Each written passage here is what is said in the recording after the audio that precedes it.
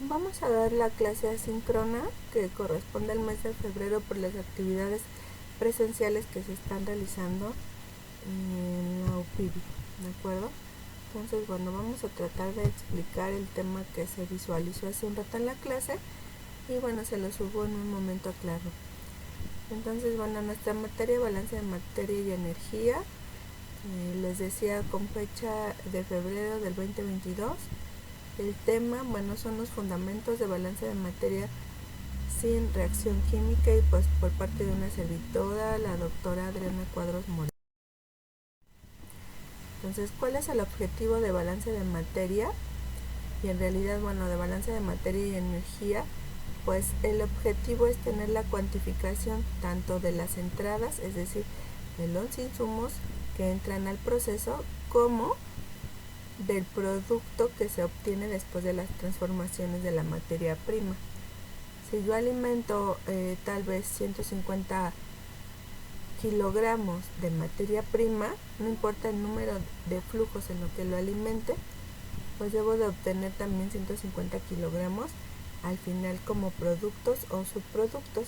Entonces, por ende, pues se tiene el control del proceso.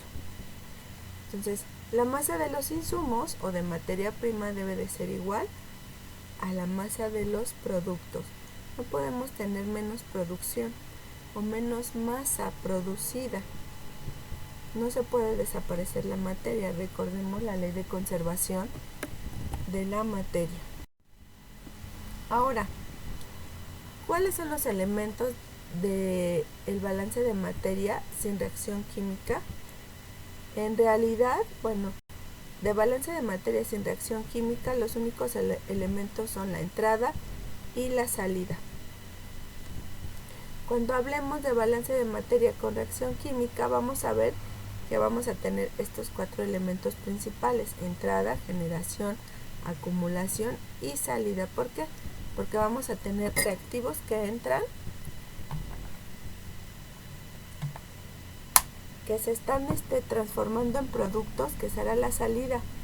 ¿Cuándo vamos a tener la generación? Pues en una síntesis, por ejemplo, en la transformación. Una acumulación, por ejemplo, tenemos reactivo en exceso, ¿no?, que se va acumulando dentro del proceso. Entonces, bueno, los ejemplos serían, para ver el balance de materia sin reacción química y que solamente nos quedamos con los elementos entrada igual a salida, tenemos un proceso de una sola operación unitaria donde vemos 2 flujos a la entrada y 1 a la salida. La ecuación general de balance de materia para este proceso mostrado sería el flujo 1, F1 más el flujo 2, F2, igual a F3, donde estamos cuantificando, ¿no?, lo que ya mencionábamos. Bueno, ¿cómo podemos hacer esta cuantificación de entradas y salidas de los flujos? Pues como flujo másico, flujo volumétrico, flujo molar y flujo en peso. El flujo másico es la cantidad de masa en función del tiempo, flujo volumétrico, cantidad de volumen en función del tiempo, flujo molar, cantidad de mol sobre tiempo, y el flujo en peso pues es el menos utilizado, pero sería, bueno, el peso sobre el tiempo. Entonces ustedes van a tener esta tarea, van a tener que completar este recuadro, que son los flujos que ya mencionábamos en diferentes sistemas de unidades, ¿no? Sistema internacional, sistema inglés y sistema sexagesimal. Y aquí, bueno, tenemos algunos ejemplos que les van a servir como guía para realizar esto. Entonces lo tienen que subir, máximo va a ser la siguiente semana su límite, nuestra segunda sesión, para que lo consideren, por favor. Bueno, tenemos diferentes líneas de corriente, ¿sí? Entonces, acuérdense que las líneas o corrientes o flujos están dirigidas en tuberías. Si nosotros vemos un proceso ya a nivel industrial, algo establecido en físico, pues estas flechas son las tuberías, recuerden. Entonces, son alimentadas, pueden ser en manera lineal, como lo vemos aquí, ¿no? También lineal a la entrada, lineal entre operaciones unitarias y lineal a la salida. Con derivación, la derivación es esto que se está marcando en azul, donde vemos que una salida de la primera operación unitaria se deriva hacia la salida de la segunda operación unitaria. También vamos a tener recirculación o retorno, donde una de las salidas se va a recircular o se va a regresar hacia una de las entradas y en contracorriente, como lo vemos en esta figura. Bueno, ¿cuáles son los planteamientos matemáticos en balance de materia? Vamos a tener el balance global o total, balance por componentes o balance parcial, balance por equipo, que es el balance, el balance por equipo lo podemos visualizar como un balance global o balance por componentes, pero solamente en alrededor de uno de los equipos o de la operación unitaria, ¿sí? Entonces vamos a ir desarrollando estos puntos. Bueno, aquí vamos nosotros a visualizar el siguiente ejemplo, ¿vale? Entonces, ¿qué nos dice este ejemplo? Dice que tenemos un proceso aparentemente con dos operaciones unitarias. Nos dice que en el flujo 1 tenemos una mezcla binaria líquido-sólido, el flujo 2 es un sólido puro, etc. También tenemos del lado derecho, la parte superior de la diapositiva, pues un cuadro con línea punteada. Este cuadro nos dice que será el límite de batería o balance de caja negra.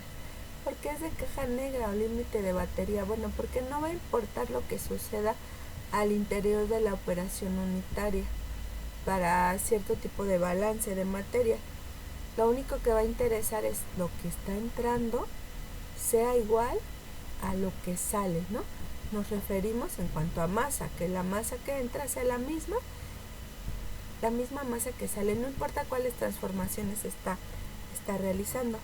Por eso es que lo llamamos balance de caja negra, porque no está importando las transformaciones o las operaciones unitarias, únicamente que los insumos sean igual, la cantidad de insumos sea igual a la cantidad producida, ¿no? de lo que sea de nuestro interés. Bueno, aquí vamos a plantear pues el siguiente balance, el balance global, ¿no? Ya vamos a tener algunas ecuaciones. Entonces, el balance global o de caja negra, que les decía, solamente interesa entrada principal y salida, no pasos intermedios en las operaciones unitarias. Entonces, esa primera ecuación o ese primer balance global o total sería F1 más F2 igual a F3 más F4, ¿vale? Entonces, bueno, vamos a narrar lo siguiente. En el flujo 1 nos dice que es una mezcla binaria que tiene un líquido 1 y un sólido o un soluto 1. Es una disolución al 4.5% de hidróxido de sodio y la masa total de esa disolución son 100 gramos. ¿Cómo vamos a nombrar esos componentes o la composición de las sustancias que conforman solamente el flujo 1, ¿vale? Entonces aquí vemos, tiene 4.5% del soluto en 100 gramos totales. Entonces, este 4.5% es igual a 4.5 gramos, ¿de acuerdo? ¿Por qué? Porque estos 100 gramos totales es igual al 100%, ¿no? Entonces, todos estos números, 100 gramos y 4.5 gramos, lo vamos a dividir entre 100. Así, 100 gramos entre el 100 es igual a 1.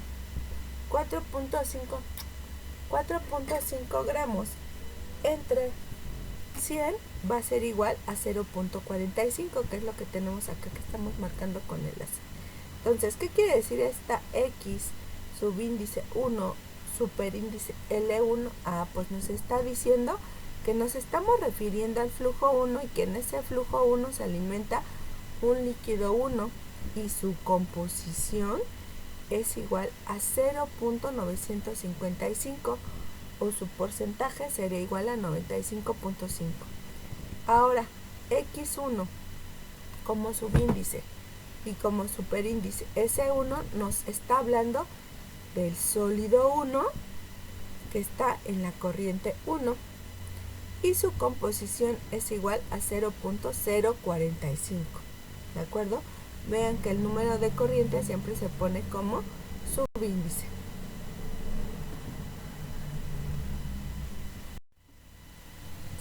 Ahora vamos a suponer lo siguiente: si el flujo 2 es un sólido, vamos a pensar que es un sólido 2 diferente al primero, que es azúcar.